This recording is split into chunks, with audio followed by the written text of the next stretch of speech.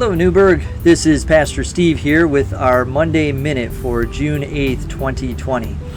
We're entering a new phase in our state, and we're also entering a new phase in our church, and so our announcements this week are going to primarily be focusing on what might be lying next for us here at Newburgh.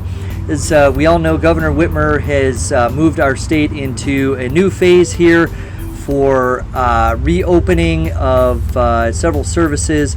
And so we have been looking here at the church as to how we are going to reopen. And Bishop Bard has given some churches the go-ahead to start that process following certain guidelines and, of course, taking into risk factors that are in play here. Keeping in mind that Newburgh is in the moderate to high-risk category based on our age, population, and demographics, we've developed a set of guidelines which we will have available at newburghumc.org, our website. We encourage you to go and check that out and read that thoroughly.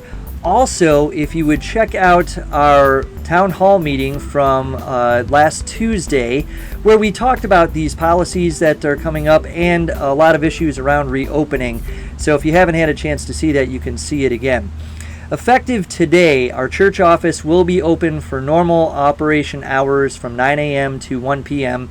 as we would during our summer office hours there. If you have business at the church, we do ask that as you come in that you wear a mask so that you can protect yourself and protect the office staff from any potential exposure.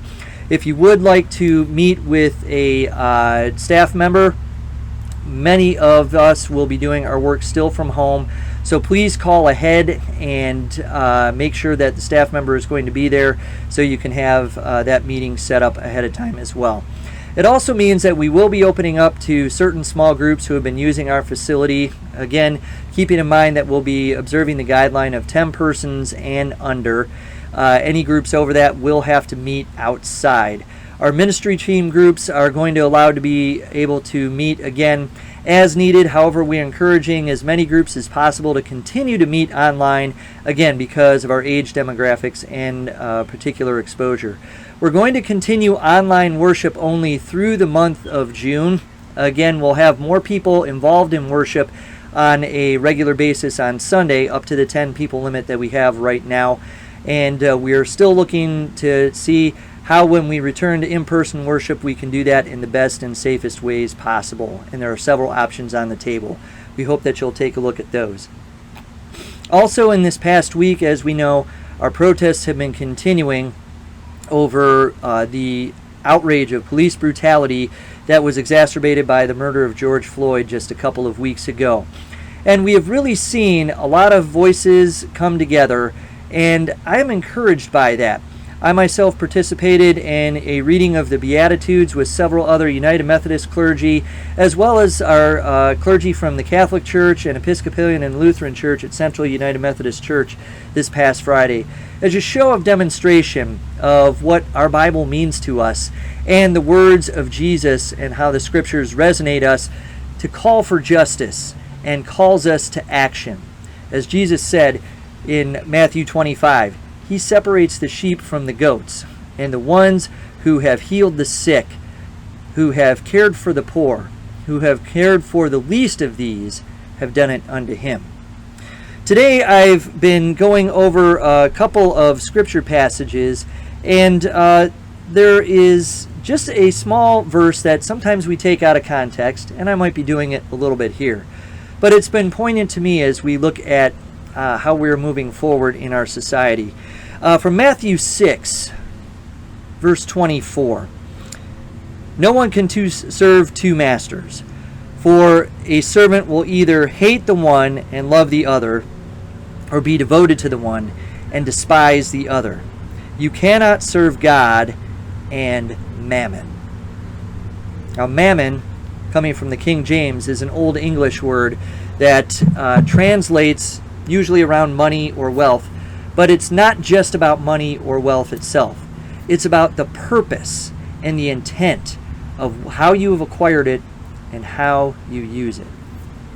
I've been thinking about that in these last couple of days, not only as we've been talking about what it means to reopen and how to do so safely, but also as we've been dealing with everything that's been going on in our country right now.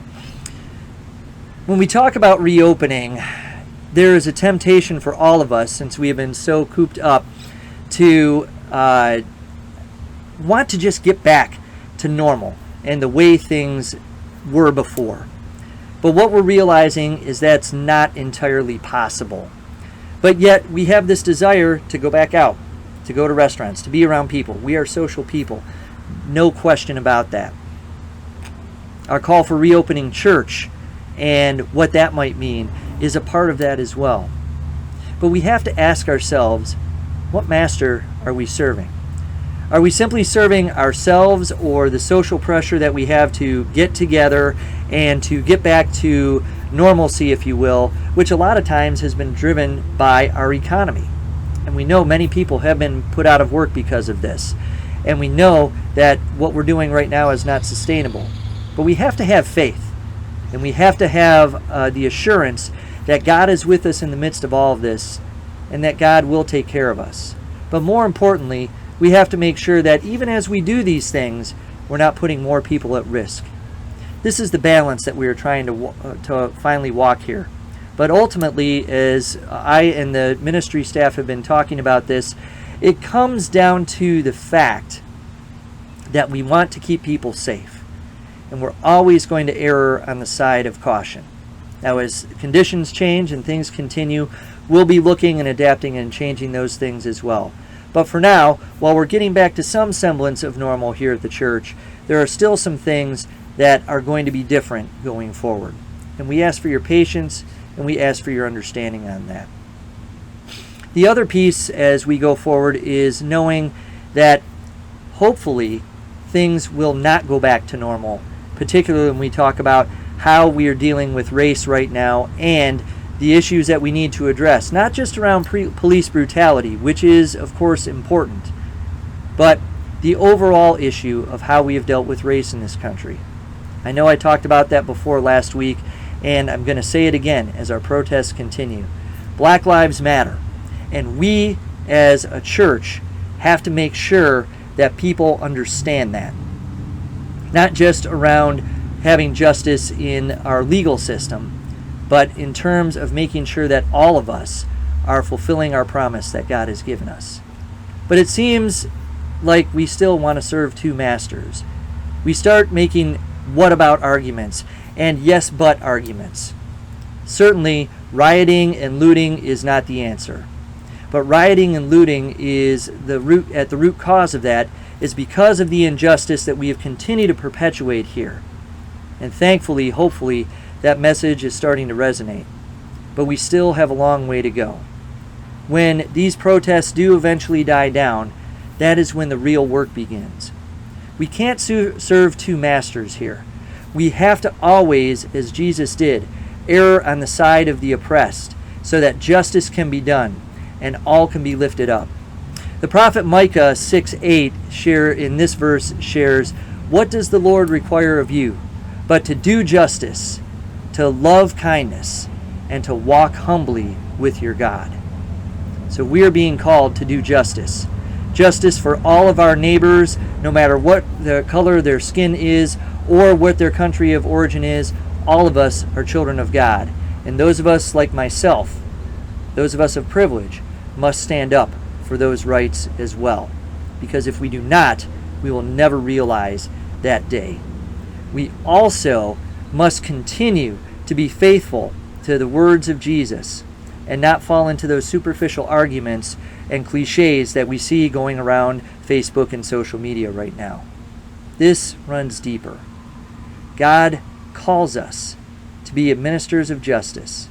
The vows of our membership in the United Methodist Church are to resist evil, injustice, and oppression in whatever forms they present themselves. We are called to this moment. So as we go about this week and as we look about reopening and as we talk about how can we move forward as a country and address the issues that we have to deal with when it comes to race, let's remember which master we are serving.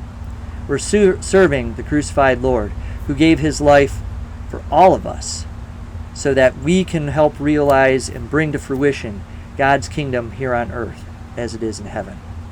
If you have further questions about our reopening, We're always happy to answer those. Again, check out our Facebook page. Feel free to give us a call or shoot us an email here. Until we talk again next time,